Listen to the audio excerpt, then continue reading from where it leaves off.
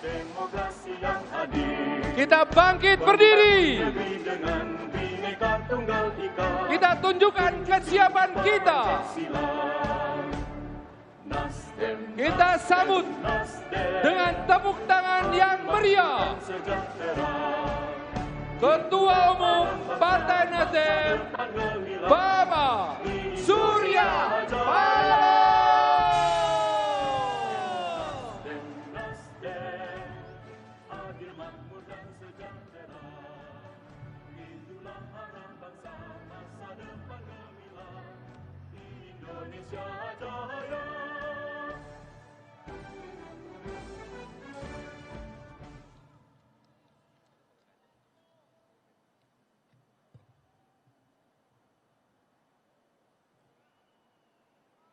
Bismillahirrahmanirrahim.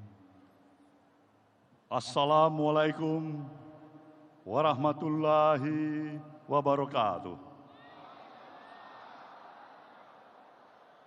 Selamat sore dan salam sejahtera bagi kita semuanya.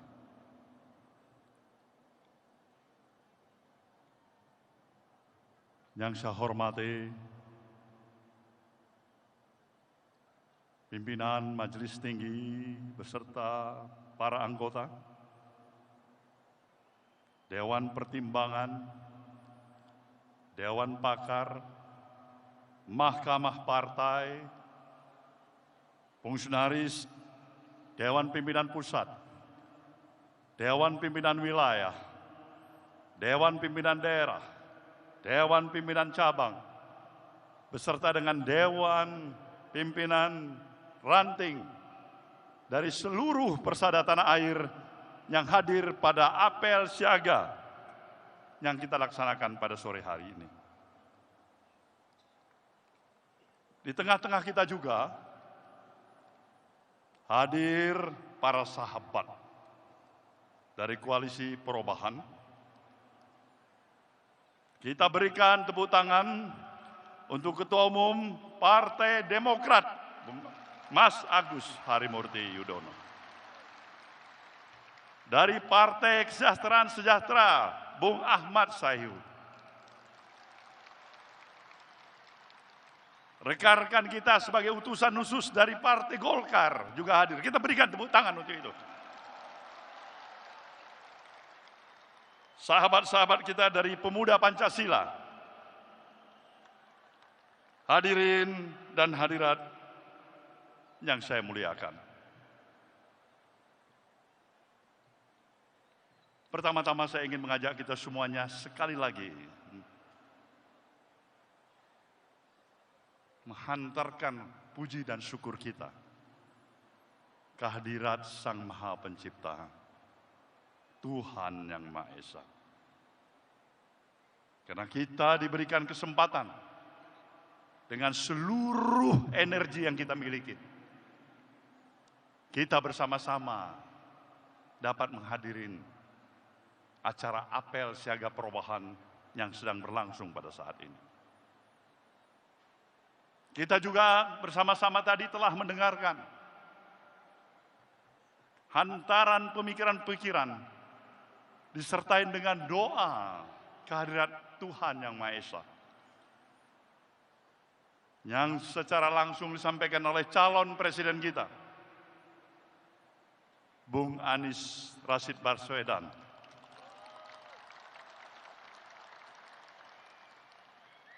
yang datang bersama dengan Ibu. Tentu doa dan harapan, pemikiran-pemikiran yang dilontarkan oleh calon presiden kita ini adalah bukan hanya dialamatkan kepada kita, tapi kita juga mempunyai kewajiban untuk lebih meluaskan harapan dan pikiran-pikiran yang telah dilontarkan kepada seluruh lapisan masyarakat, rakyat dan bangsa yang kita miliki. Kita berkewajiban untuk itu.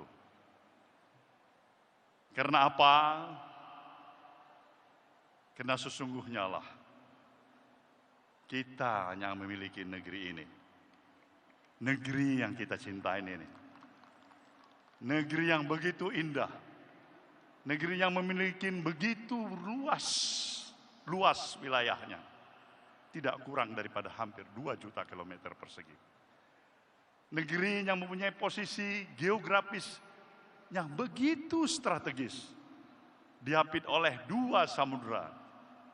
Samudera India dan Samudra Pasifik. 2 benua. Benua Asia dan juga benua Australia. Kita juga dapat menyatakan kita adalah negara kepulauan yang paling terbesar di dunia.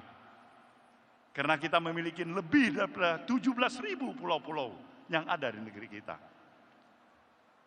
Kita juga jelas mengetahui negeri kita ini mempunyai kontur dan struktur tanah yang subur. Mineral reserve kita, sumber daya kekayaan alam kita. Allahu Akbar, luar biasa. Kita juga memiliki luas panjang pantai kita nomor 2 terpanjang di dunia. Kita juga memiliki jumlah penduduk kita sekarang ini yang hampir mendekati 280 juta.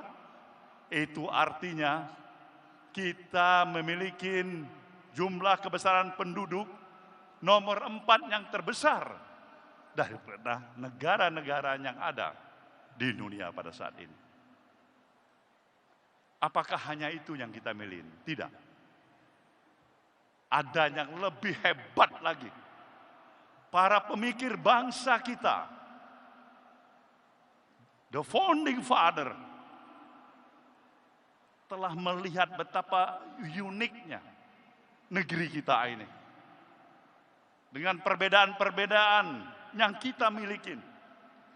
Berbeda agama, berbeda suku, berbeda dialek, berbeda budaya. Semuanya ini telah dipikirkan. Dipikirkan untuk tidak menyebabkan perbedaan-perbedaan ini melahirkan perpecahan di antara kita satu sama lain. Inilah yang telah dipikirkan oleh para pemikir bangsa ini. Dan untuk itulah para pemikir bangsa, the founding father kita, telah melahirkan suatu alat sebagai perkat bagi persatuan dan kesatuan kita. Yang menjadi ideologi kita, yang kita kenal, Pancasila. Nah, inilah menjadi kekuatan kita, Pancasila, sebagai pandangan hidup kita. Nah, saudara, para hadirin yang saya hormati. Begitu luasnya, begitu indahnya, begitu hebatnya negeri yang kita miliki ini. Apa yang masih menyebabkan kita belum bisa menyatakan negeri kita ini sudah sepantasnya menjadi negara superpower seperti negara-negara lain yang lebih hebat dibandingkan dengan apa yang kita miliki hari ini? Apa yang menyebabkan ini? Kenapa kita belum mampu mencapai tingkatan dan harapan seperti apa yang diharapkan oleh pendiri bangsa ini? Bukan karena kita negara yang kurang luas, bukan karena negara kita kurang kaya, bukan karena jumlah penduduk kita kurang besar, bukan karena kontur struktur tanah kita kurang subur. Semuanya kita miliki.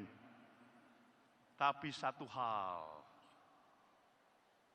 hal yang menjadi masalah besar bagi kita sebagai satu bangsa. Nah, ini yang perlu saya ingatkan kepada saudara. Bahwasanya pikiran, gerakan perubahan yang juga sejalan dengan apa yang pernah dikonstatir oleh Presiden Jokowi untuk melaksanakan revolusi mental adalah sebenarnya identik dengan misi gerakan perubahan kita. Senafas, sebangun, sejalan. Dan itulah yang kenapa ketika pada tahun 2014 pemilu, dengan seluruh kekuatan dan harapan energi yang kita miliki, kita dukung yang namanya Presiden Jokowi kala itu sebagai calon presiden untuk menjadi presiden di negeri ini, saudaraku. Kita memberikan dukungannya secara totalitas. Kenapa? Karena kita mempunyai keyakinan dengan konsepsi, gagasan, dan pemikiran yang sama dengan apa yang kita miliki. Logika kita menyatakan, kita yakin progres perjalanan kemajuan kita berbangsa dan bernegara akan jauh lebih hebat seperti apa yang kita harapkan. Tapi sayang, 1000 kali sayang,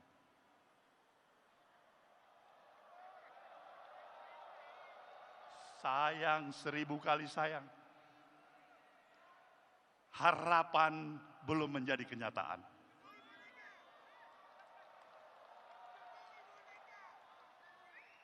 Apa yang harus berani kita nyatakan menjelang 78 tahun kemerdekaan bangsa yang kita miliki? Sebenarnya kita memahami bahwasanya kemerdekaan yang kita miliki ini bukanlah hanya pemberian atau hadiah yang kita peroleh dari para kaum penjajah. Para kader Partai Nasdem, perlu saya ingatkan, kita pernah mengalami sedikit-dikitnya 3,5 abad sebagai bangsa yang terjajah. Dan konsekuensi sebagai bangsa yang terjajah adalah derita, penghinaan, kesedihan, kesusahan, dan kehilangan harkat dan martabat. Itulah nasib sebagai bangsa yang terjajah. Tapi dengan seluruh daya dan upaya para pemikir sekaligus para pejuang bangsa ini yang telah memberikan peran dan mengambil sikap dengan penuh keyakinan, memberikan pengorbanan harta, bahkan nyawa sekalipun, untuk membebaskan kita sebagai bangsa yang terjajah menjadi bangsa yang merdeka dan berdaulat. Kita wajib untuk tetap mengenang dan memberikan penghormatan kepada para pahlawan dan para pemikir bangsa ini yang memerdekakan bangsa kita dari kaum penjajah. Inilah sejalan dengan kita mungkin 1 bulan lagi akan menghadapi peringatan hari ulang tahun ke-78 tahun kemerdekaan yang kita miliki. Sejujurnya, kita telah mengalami berbagai kemajuan dalam berbagai peranata kehidupan yang ada, dalam beberapa aspek kehidupan yang kita miliki. Tetapi apabila kita berani dan menempatkan pemikiran secara kritis, objektif, berdasarkan fakta yang ada di tengah-tengah potret sosial kemasyarakatan yang ada pada hari ini. Saudara, para peserta apel siaga yang saya banggakan, Indonesia yang kita kenal sebagai satu bangsa yang memiliki sifat dan nilai-nilai values keindonesiaan yang seutuhnya. Bangsa yang penuh dengan ramah tamah, sopan santun, mengenal tempo selero, ajas kepantasan, kepatutan, budaya malu, penuh dengan spirit kegotong royongan. Hari ini kita sudah hampir sulit untuk menemukan karakter sejatinya bangsa Indonesia seperti apa yang kita kenal seperti itu. Bangsa kita telah berubah. Hari ini dari semangat yang penuh dengan rasa kegotong royongan dan kebersamaan, semangat kekitaan, berubah menjadi bangsa dengan semangat keakuan individualistik yang menghargai nilai-nilai transaksional materialistik yang serba pragmatis.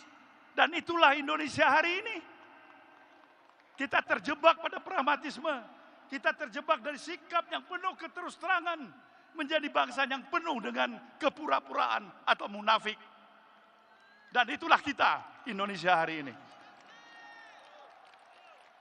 Nah, inilah yang menjadi dasar filosofis pemikiran. Kenapa kita harus melakukan gerakan perubahan untuk melakukan perubahan yang berarti dan mendasar dalam perjalanan kehidupan kita berbangsa dan bernegara. Kita sayang pada bangsa ini. Kita sayang kepada para pemimpin yang ada di negeri ini. Kita punya komitmen moral untuk keberhasilan pemimpin yang kita dukung dan usung menjadi presiden negeri ini. Tapi bisa saja niat baik akan diartikan dengan penuh kesalahpahaman dan salah pengertian.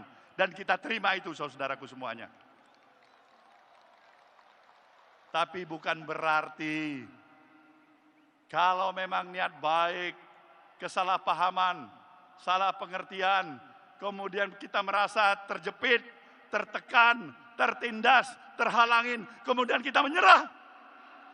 Kemudian kita menyerah. Kemudian kita menyerah. Bukan. Kita katakan, insya Allah kita belum menyerah.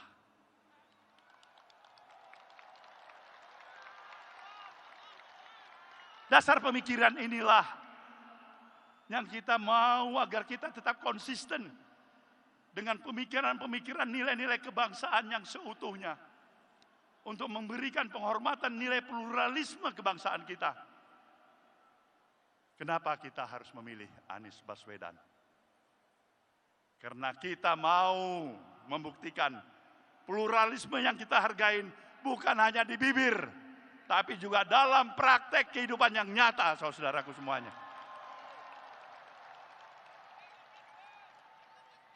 Pemikiran-pemikiran yang dinamis, moderat, dan penuh dengan konsistensi pemikiran dalam rasa membangun ke-Indonesiaan yang seutuhnya. Wajib terus-menerus kita perjuangkan. Maka dalam kesiapan kita menghadapi pemilu pada 2024 yang akan datang, saya ingin menyerukan dari tempat ini kepada para penyelenggara dan pengawas pemilu untuk melaksanakan tugas sebagaimana yang diamanahkan secara profesional dan bermoral. Terlepas dari semua intervensi kepentingan. Dan tetaplah tegak lurus pada nilai kejujuran dan keadilan. Kita memerlukan pemilu yang seperti itu.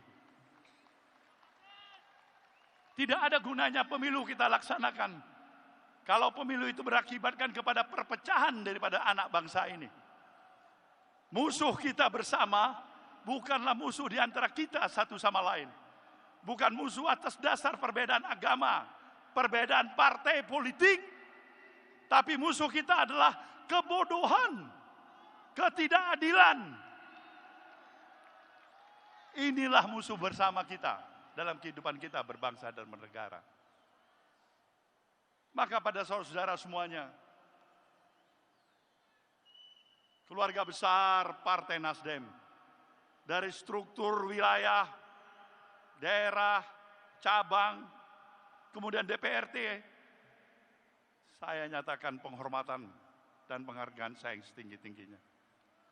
Saudara telah menunjukkan komitmen jati diri saudara untuk hadir dengan pengorbanan yang ada ke Jakarta dari berbagai wilayah di Nusantara ini demi menyatakan saudara masih ada sebagai kader partai ini.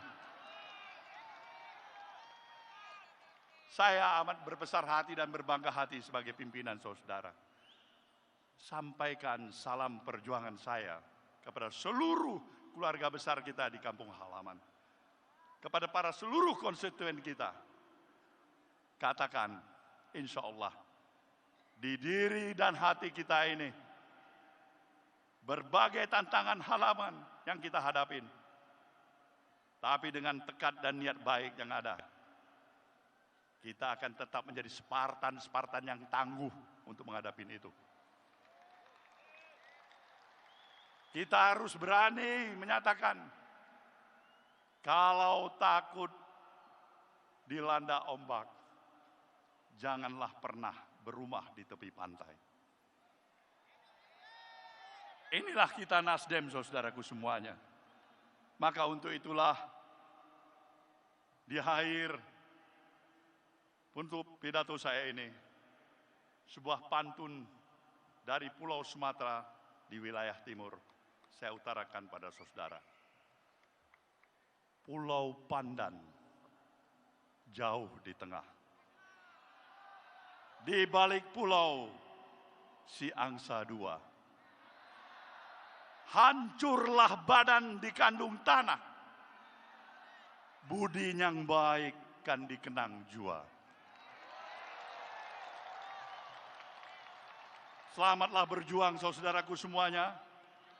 Semoga jalan perjuangan kita tetap di jalan yang diridhoin oleh Allah Subhanahu wa taala. Terima kasih. Wabillahi taufiq wal hidayah. Wassalamualaikum warahmatullahi wabarakatuh. Ketua Umum dimohon tetap di tempat. Hadirin dimohon berdiri. Bagimu